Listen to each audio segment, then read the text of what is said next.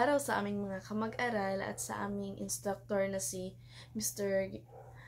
Noah Manalo, at kami ang Group 4 na magtatalakay sa pag-aalsa sa Cavite noong 1872 Cavite Mutiny. At sa pangunguna ni Mr. Jemar Polpol, siya ang magtatalakay sa inyo sa introduksyon ng pag-aalsa sa Cavite, mga dahilan ng pag-aalsa ayon sa mga Espanyol.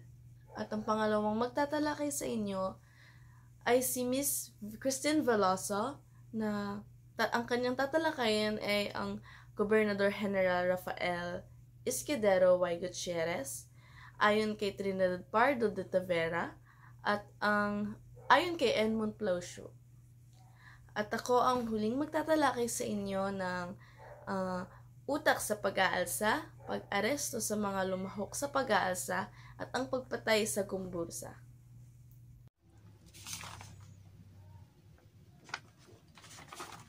Ang pag-aalsa sa Cavite o Cavite Mutiny. Ito ay naganap noong 1872 sa Cavite. Yan. Ang pag-aalsa sa Cavite ay tumutukoy sa humigit kumulang na 200 Pilipinong kawal at manggagawa ng Fort San Felipe. Ayan. Nagkaroon ng pag-aalsa sa Cavite is because dahil gusto nilang ipaglaban yung kanilang karapatan. Dahil sila ay kinakawawa at binibigyan ng pinagbabayad ng buwis at sa pilitang mga nagtatrabaho. Yun yung tinatawag na polo e-servisyo ng panahon. Yung polo e-servisyo is isa sa polisiya ng pamahalaang Espanyol, pinatupad noong 1580. Ang mga Pilipinong edad 16 hanggang 60 gulang ay nagtatrabaho ng sapilitan. Pinagtatrabaho sila sa pilitan ng mga Espanyol, kaya gusto nilang labanan o itigil na yung pagpapahirap sa kanila. Ayan. Nagkaroon ng pag-aalsa sa pamumuno ni Fernando Lamadrid. Isa siyang leader sa Cavite. Siya yung nanguna ng pag-aalsa. Yan, mga dahilan ng pag-aalsa. Ayon sa mga Espanyol, yung pag-aalsa sa Cavite is may dalawang version, which is Filipino version and Spanish version. Itong Spanish version ng aking ikukwento. Ayan. Ang pag-aalsa sa Cavite ay isang pagtatangka ng pabagsakin ng pamahalaang Espanyol at palayain ng mga Pilipino sa kamay ng mga mapang-abusong mananakop. Ayan. Gusto nga nilang labanan ang mga Espanyol dahil sa kanilang mga pagpapahirap. Ayan. Arsenal, isang koleksyon ng mga sandata at kagamitan sa militar na nakaimbak sa bansa o sa Ayan, yung arsenal is isang koleksyon ng mga sandata at armas na nakaipon sa isang lugar. Ayan. Bakit nga ba nagkaroon ng pag-aalsa? Yan, dito tayo sa Spanish version. Yung pag-aalsa is, ito ay pinamunuan ng dalawang grupo, which is mestizos and abogadillos, o mga lokal ng abogato ng mga residente ng Maynila at Cavite. Ayan. Sinasabi nagplano yung dalawang grupo na sumugod labanan yung mga Espanyol. Ayon kay Trinidad Pardo de Tavera, ang pag-aaklas ay isang simpleng pagpapahayag lamang ng kagustuhan ng mga Pilipino na magkaroon ng sapat na kagamitan at pagnanais na mapabuti ang edukasyon sa Pilipinas, na hindi nito intensyong tumiwalag sa Espanya. Si Trinidad Pardo de Tavera po ay isang kilalang Pilipinong manggagamot, scholar at politiko noong panahon ng kolonyal ng Espanya. Kilala din siya sa kanyang malawak na kaalaman sa iba't ibang larangan. Nagkaroon din siya ng mahalagang papel sa pag-unlad ng pag-aaral ng kasaysayan ng Pilipinas at nagambag sa pag-unawa ng kultura at lipunan ng bansa. Bilang politiko, siya ay naging bahagi ng kilusang reformista na naglalayong mapabuti ang kalagayan ng mga Pilipino sa ilalim ng pamamahala ng Espanya. Ayon din po kay Trinidad, ang pag-aaklas ay isang simpleng pagpapahayag lamang ng kagustuhan ng mga Pilipino na magkaroon ng sapat na kagamitan at mapabuti ang edukasyon sa Pilipinas. Naniniwala din siya na ang motibo ng pag-aaklas ay hindi kalayaan mula sa Espanya, kundi pagpapaunlad ng edukasyon at mga pangangailangan ng mga Pilipino. Based din po sa kanya, ang pag-aaklas ay hindi tungkol sa pakikipaglaban, kundi para sa ikakabuti ng mga Pilipino, which is yung pagbibigay ng mga sapat na kagamitan para sa edukasyon. Ngunit, hindi na pagbigyan ang hinihiling ng mga Pilipino noong panahon ng Espanyol. Pero may mga pagbabago din at pagpapaunlad sa sistema ng edukasyon. Ayon naman kay Edmund Lashu, isang mananalaysay na Pranses, ang ugat umano ng pag-aalsa ay ang pangingikil ng Gobernador General ng personal na buwis mula sa mga manggagawang Pilipino sa arsenal at pamimilit sa kanilang magtrabaho. Noong Enero 20, araw ng pag-aalsa ay siya ring araw ng sweldo ng mga manggagawa. Nang malaman nilang ibinawas sa kanilang mga sweldo ang karagdagang buwis at kapalit na bayad sa hindi pagsali sa sapilitang paggawa, sila ay nag-alsa. So, si Edmund Lashu po ay isang mananalaysay na kilala sa kanyang mga sulatin tungkol sa Pilipinas, particular na ang interpretasyon ng mga pangyayari na may kaugnayan sa Katipunan at Rebolusyong Pilipino. Mahalagang tandaan na ang interpretasyon ng mga mananalaysay ay maaaring magkakaiba at may kanya-kanyang perspektibo. Ayon po kay Edmund, ang pagpataw ng karagdagang buwis at sapilitang paggawa sa mga manggagawang Pilipino sa arsenal, particular na ang pagbabawas nito sa kanilang sweldo ay nag-udyok sa kanila para gawin ng pag-aalsa.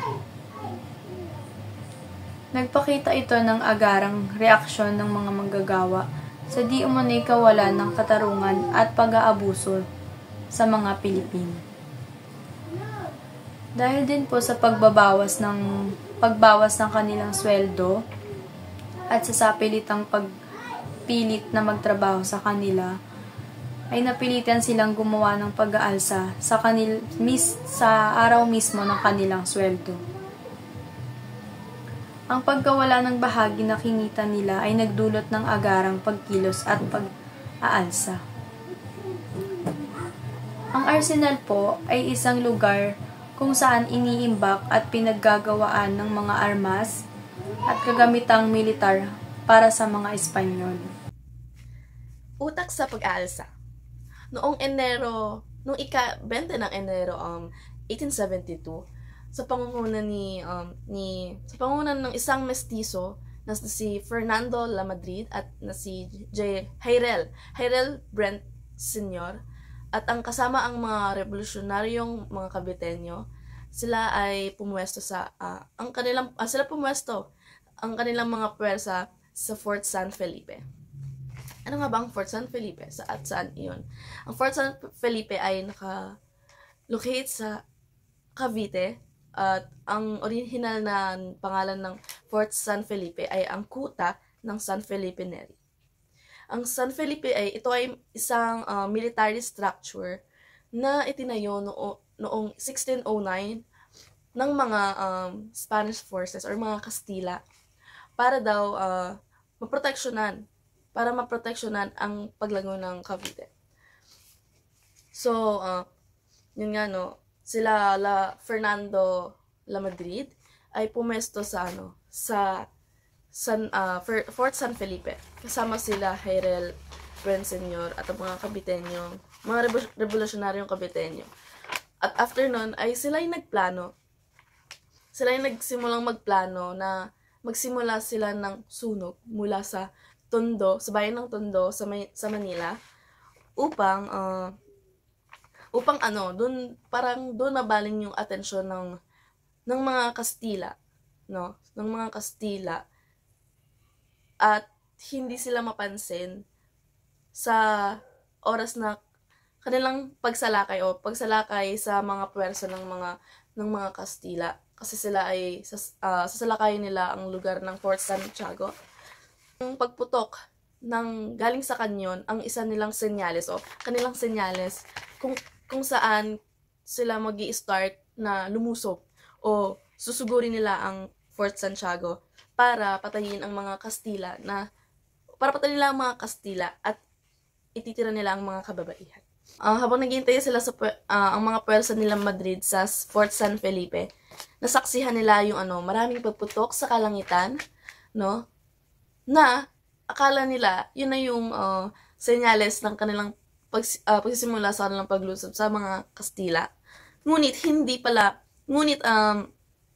Sa mga maraming paputok sa kalangitan na yun, ay nagmula pala yun sa ipinagdiriwang kapistahan sa Manila na ang kapistahan ni Nuestra Señora de Loreto sa Sampaloc, Manila. Dahil sa nasaksyang pagputok, agad silang sumalakay at agad silang lumusob. Agad sila Madrid na lumusob sa Fort San Felipe at nakipagpalitan sila ng mga putok ng baril at ang tinatayang namatay doon ng mga Kastila ay 11 Kastila ang namatay. At patuloy nilang pinasok ang maog ng mga Kastila at nakipaglaban sa mga armadong mga Kastila din. So, after nun, habang nagaganap ang mga kaguluhan sa Cavite, mabilis na nakarating ang balita sa Manila at sa mga Kastilang otoridad, no?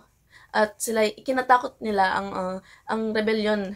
Ang rebellion ay maaaring mag-meet niya kasi ng isang malawak na revolusyon. Kung kaya't naman nung madaling araw, na sunod na araw, ang mga puwersa ng Kastila ay agad na nagpunta sa Fort San Felipe. Bumalik sila. At sa pamumuno ni General Felipe Hinobes, kung saan matagumpay nila na napasuko ang puwersa nila Madrid. After nilang bumalik ang puwersa ng mga Kastila, no, napasuko nila yung puwersa nila Madrid at ang mga Caviteño, ang mga Pilipino. So, sa uli, pinag-utos ni General Hinobes ang pag-aalsa sa mga sumuko, kabilang na si La Madrid. Habang ang ilan ay ipinadampot at ibinilanggo. Bunga ng pag-aalsa sa Cavite, maraming Pilipino ang binawian ng mga armas at ipinadampot at pinatapon sa iba't ibang lugar. At pinatapon sa Mindanao at sa iba't ibang teritoryo din ng Espanya. Habang ang inaakusahang kasabuat na sa pag-aalsa at sila ay pinarusahan ng kamatayan kabilang na ang ikinikilalang tatlong pari na martir na tinatawag na mas kilalang tawag na Gomburza. Sila ay ipinaslang noong ika-17 ng Pebrero, sa parehas sa taon ng 1872. Sila ay ipinaslang gamit ang paggarote, no? Ang paggarote nga pala, guys, ay kung saan parang binali kung saan binali ang leeg. Yun ang meaning ng garote. Pagpatay sa Gomburza. Ang tatlong paring martir na sina Mariano Gomez, si Father Mariano Gomez, si Father Jacinto Zamora, at si Father Jose Burgos, na mas kilalang tawag na Gomburza. Ang Gomburza, guys, ito yung pinagsamang pangalan nila, kaya naging Gomburza, no. Sila yung tatlong pari, guys, na ipinaslang noong ika-17 ng Febrero 1872 sa Bagong Bayan, no. Sila ay napatunayang nagtaksil laban sa pamahalaang Espanyol at sila ikinulong kasama ang iba pang mga revolusyonaryong si Joaquin Pardo de Tavera at si Maximo Paterno. So, pinaslang ang tatlong pare, ang Gomburza, sa pamamagitan ng paggarote. Ang paggarote, guys, ito yung binali ang kanilang, sabi ko nga kanina, binabali ang mga leeg. Yun yung pamamagitan ng pagpaslang sa kanila. At bago ang araw ng kanilang pagpaslang, guys, si Padre Burgos ay umiiyak. At si Padre Mariano Gomez ay natulala lang ang kanyang reaksyon. At si Padre Jacinto Zamora naman ay kalmado lang. So, sa katunayan, guys, ayon sa mga historian daw, wala naman daw talagang ikinalaman ang tatlong pare sa Cavite Mutiny. Ginamit lang ito upang mapigilan ang mga advokasya ng Gomburza laban sa mga praile. Yun yung sabi base sa mga historian, Yun ang sabi ng mga historian kung bakit sila ipinaslang, So dahil sa kanilang hindi makatarungang kamatayan, sumiklab ang damdamin ng mga Pilipino. Ang paggarote sa tatlong paring martir ay nag-udyok sa Batang Rizal. Si Rizal noon ay maliit pa lang, nung yung Gomburza. Noong pinaslang ang Gomburza, si Jose Rizal ay bata pa lang. So, nung nasaksihan ni Rizal ang mga yon, nag-udyok sa Batang Rizal na upang isulat ang kanyang pangalawang nobela na El Filibusterismo. Sa Tagalog ay ang paghahari ng kasakiman ng kanyang buong puso na inalay niya sa tatlong paring martir na ito, or ang tinatawag na Gomburza. So, yun nga, guys, dito nagtatapos ang aming talakayin, sa talakayin ng pag-aasa ng Cavite. Hanggang dito na lamang po ang aming talakayin. Maraming salamat po sa inyong pakikinig.